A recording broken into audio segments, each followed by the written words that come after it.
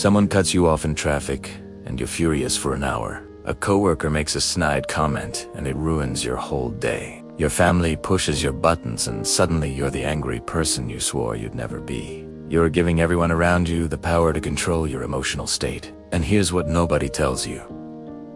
You don't have to. There's a psychological shift that makes you virtually immune to being bothered. Not through suppression, through understanding what's actually happening when someone triggers you. Let me show you how to reach a state where other people's behavior genuinely doesn't affect you. Not by pretending it doesn't bother you, by actually becoming unbothered at a foundational level. The first shift is understanding that anger is always about you, never about them. When someone does something and you get angry, you think you're angry at them. You're not. You're angry because their behavior violated an expectation you had, threatened something you're attached to, or triggered an insecurity you're carrying. Research from Stanford shows that emotional reactions are not caused by external events, but by your interpretation of those events. Two people experience the same rudeness. One gets furious. One doesn't care. The difference isn't the rudeness. It's what it means to each person. When someone cuts you off in traffic, the anger isn't about the action. It's about your belief that they disrespected you, endangered you, or violated rules you think everyone should follow. Those are your expectations and attachments, creating the anger, not their driving. Once you understand that all your anger is actually about your internal world responding to external triggers, you can start changing the internal world instead of trying to control everyone else's behavior. The second shift is radical acceptance. That people will always do things you don't like. Always. Forever.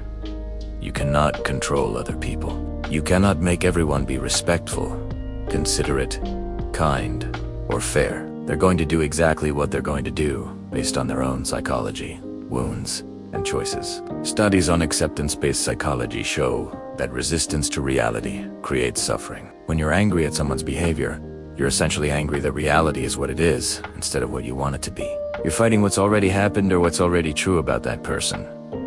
Except that some people will be rude, some will be selfish. Some will hurt you. Some will be unfair. That's not endorsing the behavior. That's acknowledging reality so you can respond to it effectively instead of emotionally. When you stop expecting people to be different than they are, their actual behavior stops surprising or angering you. Of course, that person was rude. That's who they are. Why would you expect different? The third shift is detaching your worth from others' opinions and actions. Most anger comes from taking things personally. They criticized you, so you're mad. They ignored you, so you're hurt. They succeeded where you failed, so you're resentful.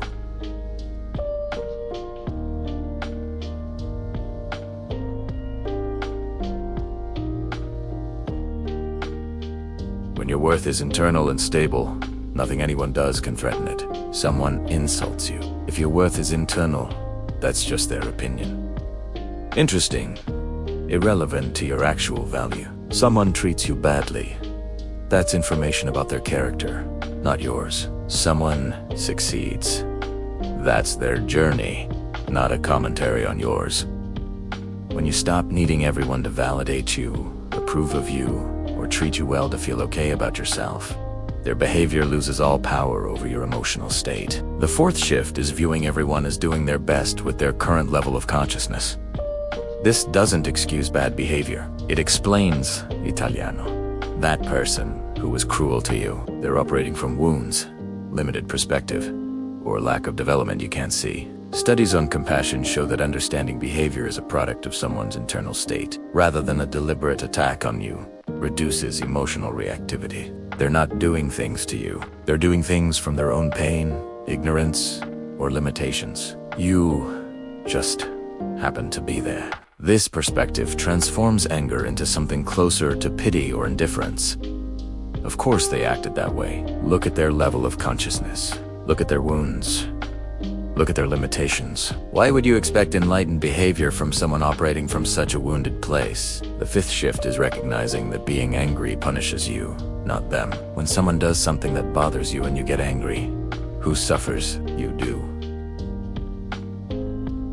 They've already moved on. They might not even know they upset you, but you're carrying that anger, letting it poison your mood, your day, your peace, Research shows that chronic anger damages your health, relationships, and mental well. And most of the time, the person you're angry at is completely unaffected. You're punishing yourself for their behavior. Once you realize anger hurts you way more than it hurts them, the motivation to let it go becomes clear. Staying angry isn't justice or holding them accountable. It's volunteering to suffer because of what they did. The sixth shift is understanding the difference between anger and boundaries. You think you need anger to protect yourself. You don't.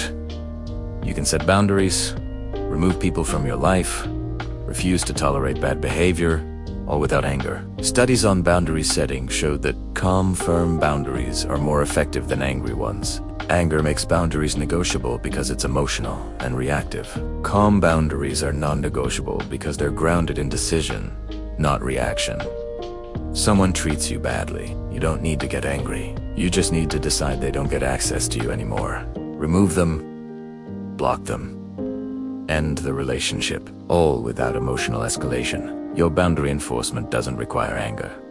It just requires decision and follow-through. The seventh shift is practicing the observer perspective. Instead of being consumed by your reactions, watch them. Notice I'm feeling angry instead of I am angry. Notice that person's behavior is triggering something in me instead of they made me angry. Research on mindfulness shows that creating space between you and your emotions, observing them rather than being them, significantly reduces their intensity and duration. You're not suppressing anger. You're watching it arise, peak, and pass without identifying with it or acting from it. This creates distance. The anger is happening, but you're not controlled by it. You can feel it, acknowledge it, and let it move through you without it dictating your behavior or ruining your state. Here's what all 7 shifts create together. Emotional sovereignty. You become the only person who controls your emotional state. Others can do what they do. You remain unbothered because you've removed all the internal mechanisms that would convert their behavior into your suffering. This isn't about being cold or unfeeling. You can still care, still have preferences, still want people to be kind. But when they're not, you're not devastated. When they're rude, you're not derailed. When they're unfair, you're not consumed with anger. You're just observing human behavior, accepting it as reality, maintaining your boundaries without emotional investment, and moving through your day undisturbed practice. When someone does something that would normally anger you, pause. Ask yourself, what expectation or attachment is being threatened here? Am I taking this personally when it's not about me? Is being angry helping anything, or just hurting me? What would the observer version of me do right now? Most of the time, the answer is nothing. Just continue. Just be unmoved. Just recognize that person is who they are, doing what they do, and none of it has to affect your internal peace. This doesn't happen overnight. You have decades of conditioning that programmed you to react to certain triggers. But every time you catch yourself before the reaction, every time you choose observation over identification, every time you maintain your peace despite someone trying to disturb it, you're rewiring. Eventually, you reach a state where very little bothers you, not because you're numb, because you understand that other people's behavior is about them. Your worth is about you, and anger only punishes you for others' actions. You become untouchable, not through armor, through understanding, through acceptance, through detachment from outcomes and others' validation. People will still do annoying things. The difference is, it won't penetrate. It'll bounce off the understanding you've built, off the acceptance you've cultivated, off the secure worth you've established. They do what they do. You remain you, unbothered, unshaken, at peace. That's not weakness. That's mastery. And it's available to anyone willing to do the internal work of shifting how they relate to others' behavior. Stop expecting different. Stop taking personally. Stop needing their approval. Stop punishing yourself with anger. Stop identifying with your reactions. Start accepting. Start observing. Start deciding from calm instead of reacting from emotion. And watch yourself become the person nothing touches. Not because nothing happens, because you've built an internal foundation that doesn't crumble when external circumstances are difficult. That's freedom. Real freedom. And it's the only kind that lasts.